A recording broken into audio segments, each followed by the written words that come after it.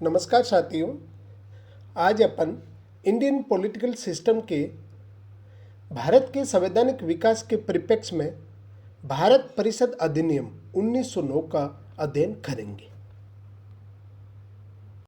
सर्वप्रथम अपन इस अधिनियम की पृष्ठभूमि को देखने का प्रयास करेंगे कि ऐसी कौन सी परिस्थितियां थी जिससे ब्रिटिश सरकार को भारतीय प्रशासन में सुधार करने के लिए यह एक्ट या सुधार अधिनियम लाना पड़ा।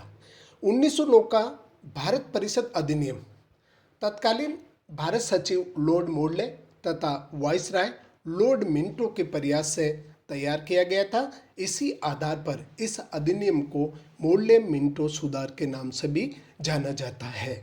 साथ ही सर सिडनी अरुंडेल की नेतृत्व में एक कमेटी बनी थी और उस कमेटी के प्रतिवेदन के आधार पर इस अधिनियम को ब्रिटिश पार्लियामेंट ने फरवरी 1909 में पारित किया था।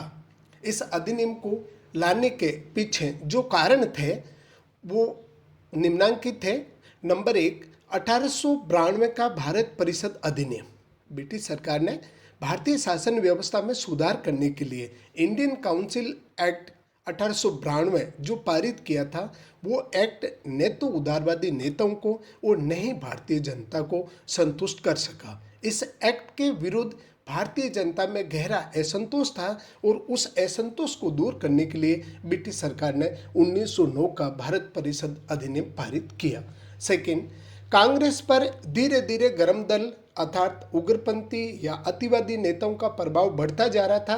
अतः उनके प्रभाव को रोकने के लिए तथा उदारवादी नेताओं को संतुष्ट करने के लिए ब्रिटिश सरकार द्वारा प्रशासन में सुधार करना आवश्यक समझा और 1909 का अधिनियम पारित किया। थर्ड, लॉर्ड कर्जन की भारत विरोधी नीति के कारण जनता में व्याप्त असंतोष को दूर करने के लिए भी यह एक्ट पारित किया गया। लॉर्ड कर्जन जो कि 1899 से 1905 तक भारत में वाइसराय एवं गवर्नर जनरल रहे थे, यद्यपि इसके शासनकाल में भारतीय प्रशासन में सुधार के लिए अनेक आयोग और कानून बनाए गए, जिसमें अकाल आयोग, पुलिस आयोग, उसके बाद में विश्वविद्यालय आयोग और विभाग का भी गठन हुआ। साथ ही सबसे ज़्यादा रेलवे लाइन का विस्तार भारत में यदि हुआ तो भी लॉर्ड कर्जन के काल में ही हुआ था।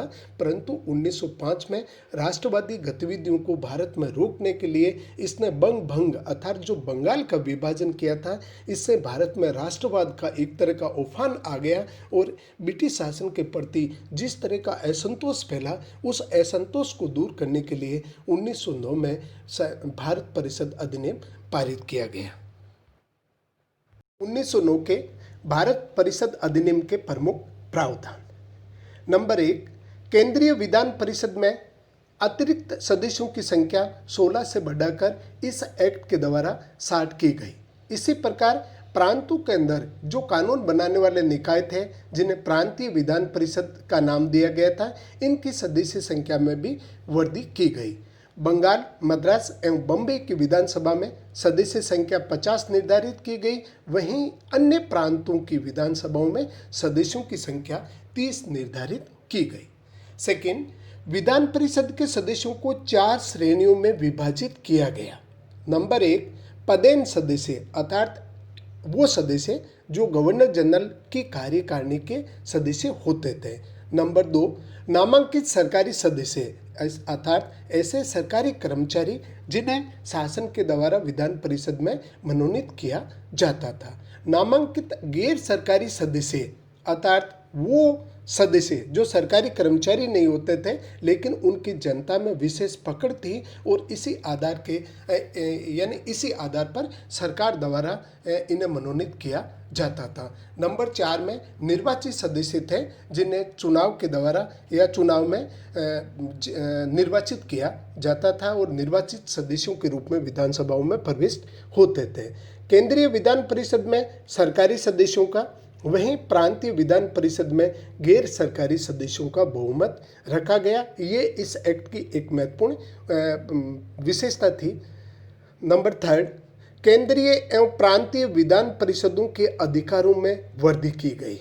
यानी इन जो कानून बनाने वाले निकाय थे, इनके न केवल सदस्य संख्या में बढ़ोतरी की गई, बल्कि इनके कार्यक्षेत्र शक्तियों एवं अधिकारों में भी वृद्धि की गई। सदस्यों को कार्यपालिका से पूरक प्रश्न पूछने, सार्वजनिक हित के विषयों पर प्रस्ताव पेश करने तथा बजट पर बहस और उस पर मतदान करने का अधिकार इसी अधिनियम द्वारा दिया गया।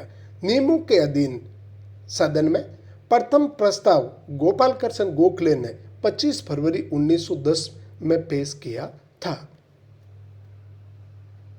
इस अधिनियम द्वारा भारत में प्रादेशिक या क्षेत्रीय आधार पर प्रतिनिधित्व की बात को नकारा गया और उसके स्थान पर जाति, वर्ग तथा धर्म के आधार पर एक पृथक एवं सांप्रदायिक निर्वाचन प्रणाली की शुरुआत की गई, जिसके तहत मुसलमानों, presidency corporation, chambers of commerce तथा जमींदारों तथा विश्वविद्यालयों को पृथक पृथक प्रतिनिधित्व दिया गया। इस व्यवस्था ने भारत में सांप्रदायिकता को जन्म दिया, क्योंकि मुस्लिम सदस्यों का चुनाव मुस्लिम मतदाता ही कर सकते थे। यही सांप्रदायिक निर्वाचन प्रणाली देश की एकता के लिए घातक सिद्ध हुई और आगे चलकर देश के विभाजन का कारण बने। वाइसराय, जो उस समय गवर्नर जनरल थे, लॉर्ड मिंटो को भारत में सांप्रदायिक इस निर्वाचन प्रणाली का जनक माना जाता है। अंग्रेजों की फूट डालो और राज करो की जो नीति थी वो इस अधिनियम में पहली बार स्पष्ट हो गई और पृथक जो निर्वाचन के बारे में मिंटो ने 1908 में भारत सचिव लॉर्ड मोरले को संबोधित करते हुए ये भी कहा था कि हम सांप के दांत बो रहे हैं जिसका फल भीषण होगा, और निसंदेह ये फल भीषण हुआ। इस अधिनियम के बाद देश के अंदर सांप्रदायिकता की राजनीति की शुरुआत होती है और अंत में 15 अगस्त 1947 को भारत का विभाजन होता है, जिसके बीज या आधार यहीं से शुरू हुआ था। प्रावधान के रूप में भारत परिषद तथा जो गवर्नर जनरल की कार्यकारिणी परिषद थी उसमें प्रथम बार भारतीयों की नियुक्ति का प्रावधान किए गया।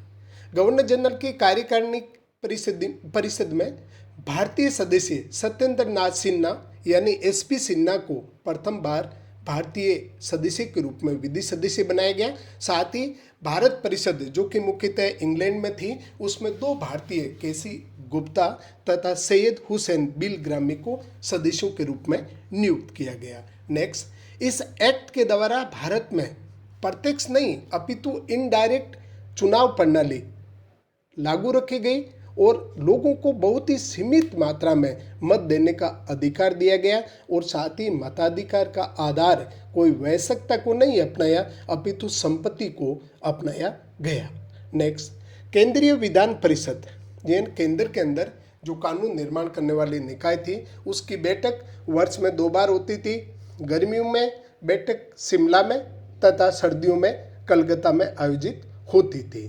परंतु 1912 में भारत की राजधानी जो कि कलकत्ता से दिल्ली आ गई थी, अतः 1913 से कलकत्ता की जगह दिल्ली में केंद्रीय विधान परिषद की बैठकें आयोजित होने लगी। नेक्स्ट, 1909 के अधिनियम के तहत जो केंद्रीय और प्रांतीय विधान परिषदें गठित की गई थी, ये 1920 तक कार्य करती रही। ये महत्वपूर्ण बात है, इसको आप ध्यान में रखें। भारत परिषद अधिनियम 1909 की आलोचना। इस अधिनियम में अनेक कमियां थी या दोष थे जिसके आधार पर इसकी आलोचना की जाती है। नंबर 1, इस एक्ट का सबसे प्रमुख दोष या कमी भारत में सांप्रदायिक निर्वाचन प्रणाली लागू करना था, जिसके फलस्वरूप मुसलमानों में अलगाववाद या सांप्रदायिकता की सोच का प्रसार हुआ। भारत में जो राष्ट्रीय आंदोलन एकता के साथ में जो संचालित हो रहा था उसमें विभाजन हुआ।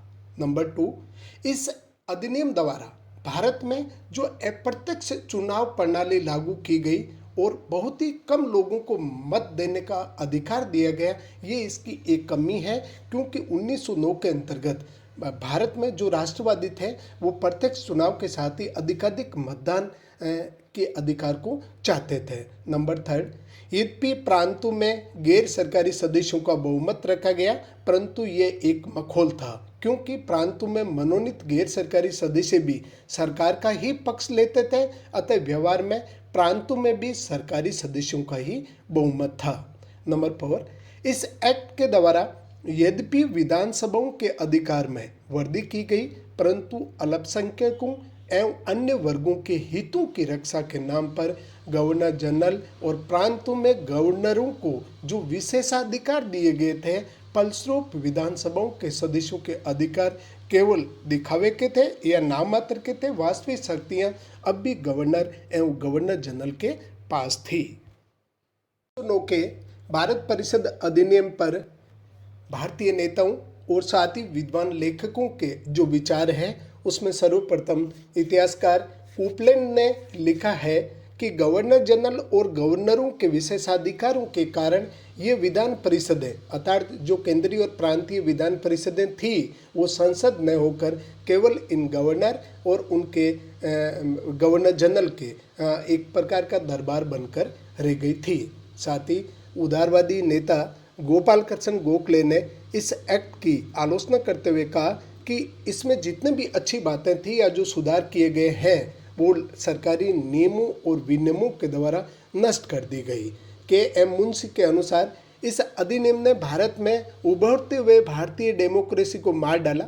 यह अधिनियम उदारवादियों के लिए एक रिश्वत के रूप में पेश किया गया, अर्थात उदारवादियों का ऐसा लगे कि ब्रिटिश सरकार भारतीय शासन में सुधार करना चाहती है और वो सरकार का सहयोग करे। आर.सी. मजूमदार ने इसे चंद्रमा की चांदनी की संज्ञा दी है। उपयुक्त आलोचनाओं के बावजूद भी कहा जा सकता है कि 1909 का एक्ट निसंदेह 1892 के एक्ट की तुलना में काफ़ी प्रगतिशील था। भारत के संवैधानिक विकास में इस अधिनियम का अत्यंत महत्व है और उस महत्व को हम नकार नहीं सकते। 1909 के भारत परिषद अधिनियम यानी इंडियन काउंसिल एक्ट 1909 पर अपन ने विस्तार से चर्चा की। यदि किसी को इसके बारे में संदेह या संशय या किसी भी प्रकार की कोई समस्या हो तो निसंदेह कमेंट बॉक्स में अपनी बात रखें, मैं उसका उत्तर देने का प्रयास करूंगा। Thank you. जय हिंद, जय भारत।